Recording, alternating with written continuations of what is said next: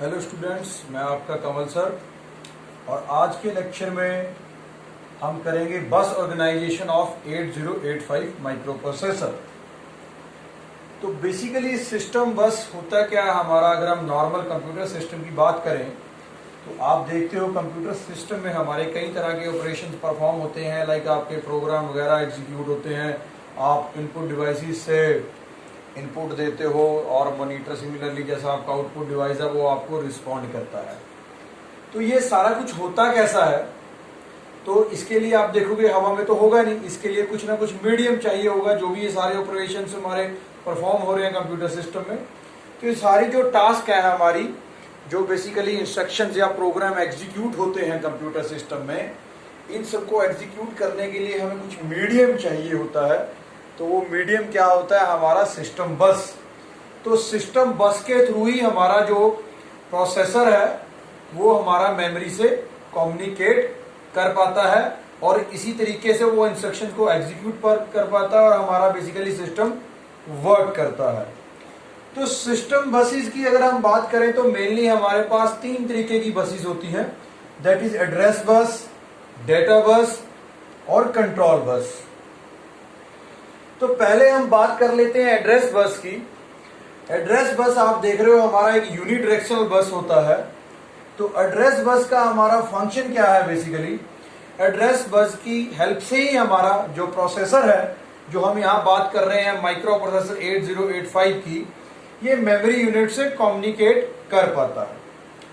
अभी address bus का क्या है, मान लो अगर हमने कोई प्रोग्राम एग्जीक्यूट करवाना है, प्रोग्राम एग्जीक्यूट करवाना मतलब कुछ इंस्ट्रक्शन एग्जीक्यूट होंगी, और वो जो हमारा प्रोग्राम है या जो इंस्ट्रक्शंस है, ये आपको पता ही है कि वो बेसिकली स्टोर कहाँ होता है, हमारा मेमोरी पे स्टोर होगा। तो जब हमने कोई प्रोग्राम एग्जीक्यूट करवाना है, तो जब आपने मेमोरी पे उसको बेसिकली स्टोर कर रखा है, तो वो उसकी कुछ ना कुछ लोकेशन भी होगी। तो मैं जब भी माइक्रो प्रोसेसर को कुछ डाटा चाहिए होता है मेमोरी से, या आफ्टर प्रोसेसिंग आपने डाटा को सेव करना है, मतलब डाटा ने आपका मूव करना है from microprocessor to memory, तो आपको सबसे पहले बात क्या होगा, एड्रेस चाहिए होगा। नॉर्मली भी अगर हम बात करें, अभी अपने किसी को कांटेक्ट करना है या मान लो किसी को मैसेज या इंफॉर्मेशन देनी है, तो आपको क्या चाहिए, सबसे पहले भाई उसका एड्रेस तो चाहिए। लाइक कांटेक्ट करना है, उसका कांटेक्ट नंबर तो चाहिए, या आपने किसी को लेटर भेजना है, इंफॉर्मेशन देना है, तो आपको उसका एड्रेस चाहिए। जब वो उसका एड्रेस आप मेंशन करोगे तभी आप उसके एड्रेस पे पहुंच पाओगे।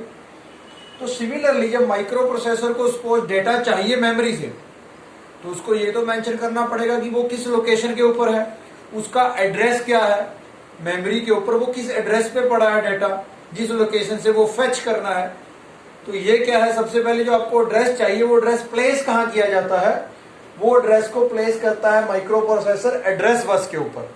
तो सबसे पहले जब आपको सपोज एक मेमोरी से प्रोग्राम या इंस्ट्रक्शन उठानी है, तो सबसे पहले क्या काम होगा, उस मेमोरी का जो भी लोकेशन है, जो एड्रेस है, उसको माइक्रो प्रोसेसर क्या करेगा, इस एड्रेस बस के ऊपर प्लेस कर देगा। और हम जब बात कर रहे हैं 8085 माइक्रो प्रोसेसर की, तो इसमें जो हमारी एड्रेस बस है वो 16 बिट की है, that is from A0 to A15। जैसे कि मैं आपको ऑलरेडी बता चुका हूं कि जो हमारा 8085 है वो 40 पिन माइक्रो प्रोसेसर है। तो उसमें A0 से लेकर A15 तक ये हमारी जो 16 कुछ पिन्स हैं, ये सिर्फ एड्रेस लाइंस हैं, एड्रेस के लिए काम करती हैं, एड्रेस बस के लिए काम करती हैं।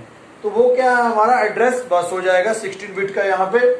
तो ये बेसिकली एड्रेस लाइंस होती हैं। बस है क्या, एक हमारी वायर्स है, एक लाइंस है, बेसिकली एक इलेक्ट्रिकल पाथ है बिटवीन द डिफरेंट कंपोनेंट्स।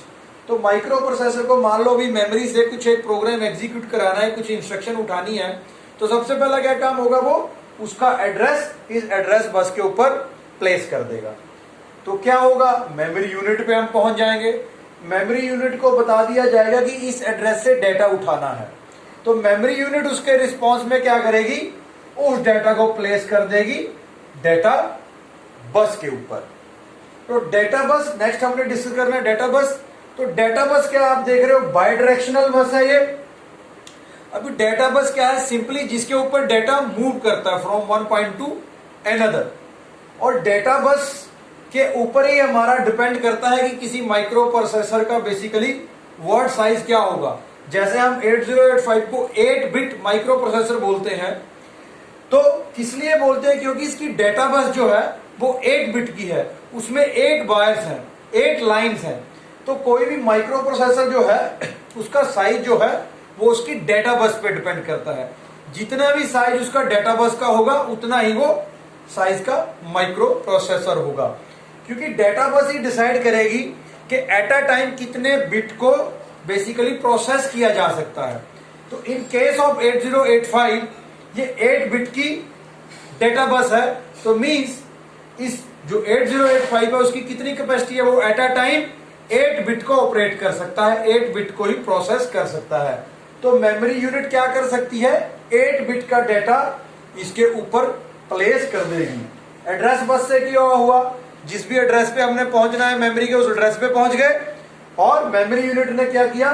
जो भी रिक्वायर्ड डेटा था उसको डेटा बस पे प्लेस कर दिया और वो इस डेटा बस के थ्रू माइक्रो प्रोसेसर के पास पहुंच जाएगा। नेक्स्ट बस हमारे पास क्या है? Control bus.